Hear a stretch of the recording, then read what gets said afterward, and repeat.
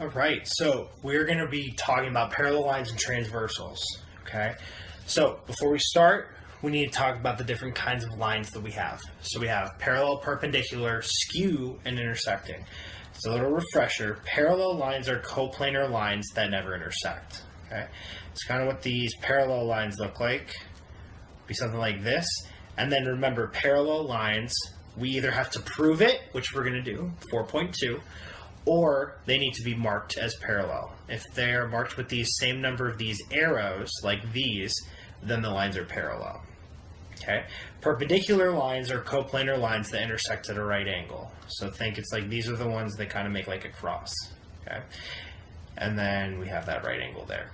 Skew lines are non-coplanar lines that never intersect. So think it's like if I have two different planes, there's a line, there's a line. Those lines are on a different plane, they're never going to intersect. All right? And then intersecting, think those are the ones they meet somewhere. They're meeting somewhere at some non-right angle. Okay? Now, we're going to get specifically into the angles that are formed when I have two lines that are split by a transversal. Remember that a transversal is a line that intersects two different lines at two different points. Okay? 6 different angle pairs.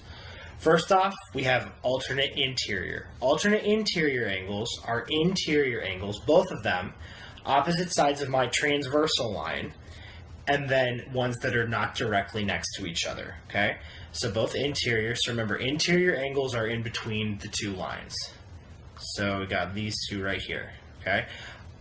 Both interior, opposite sides of that transversal, not next to each other. Alternate exterior behaves the exact same way. Instead, though, they're just exterior angles. So outside of the two lines. So we got up here and then down here. Corresponding angles are angles that occupy the same relative position. So think it's like if I'm talking about this angle right here, think it's like if I pick up that top line and I move it to the bottom, which angle is occupying the same relative spot? That would be this one. Those are what we call corresponding.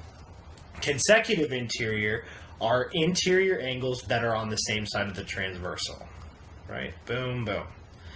And then vertical and linear pair refresher. Remember, vertical angles, they lie on the same line. When we have two lines, they intersect. Okay? Two lines that are intersecting directly across from each other. So when I have that X directly across from each other. Linear pairs are adjacent angles that are on that same line on that same one. Okay? So let's run through identifying these real quick. So if I have this diagram, if I'm looking, let's start with angle 1 and angle 3. So angle 1, angle 3.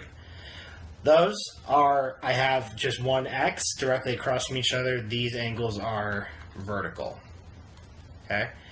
All right, next one we got 2 and 6. So 2, 6. Since those angles occupy the same relative position, these are corresponding angles. Okay. 7 and 1. So 1, 7.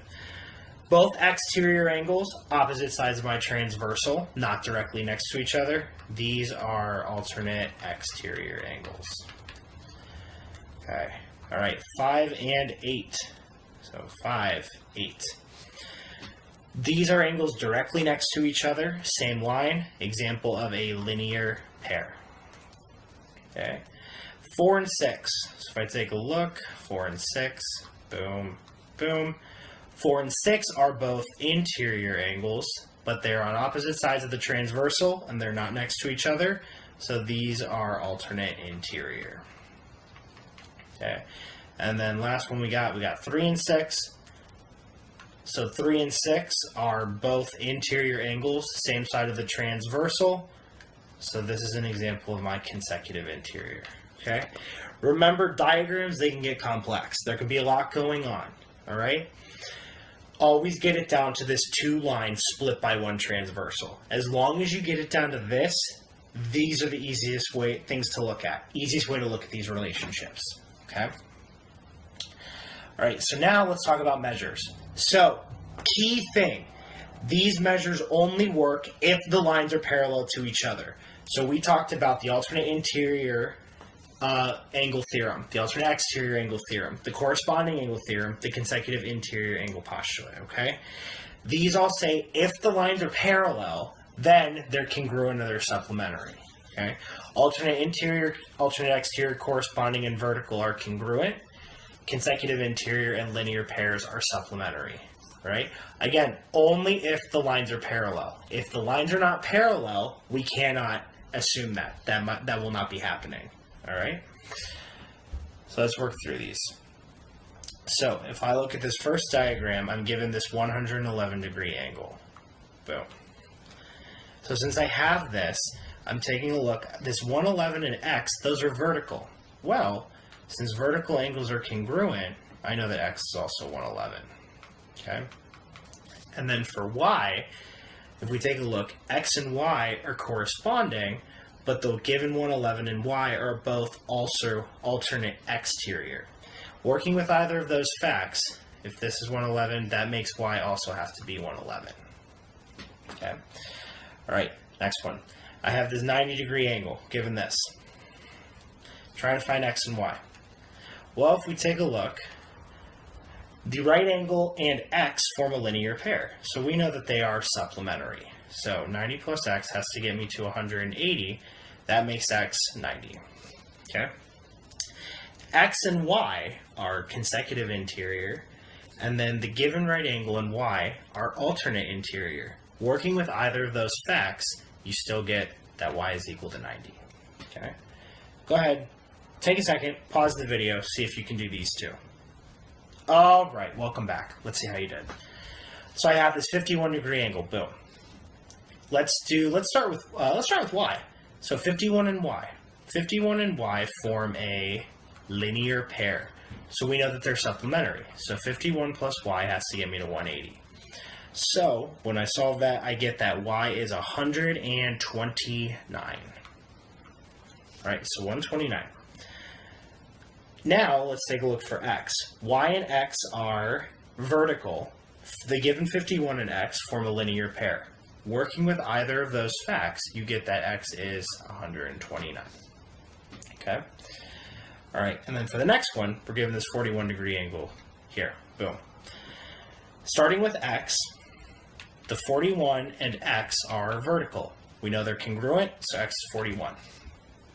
Now to find y, we could work with the fact that the given 41 degree angle and y are alternate interior, or x and y are corresponding. Either way, we would get that y is equal to 41 degrees. Okay? So remember, in these diagrams, more than one right way to solve them. All right, last two examples are working with some algebra. So again, don't panic because there's variables. The geometry is not changing. Not changing, okay?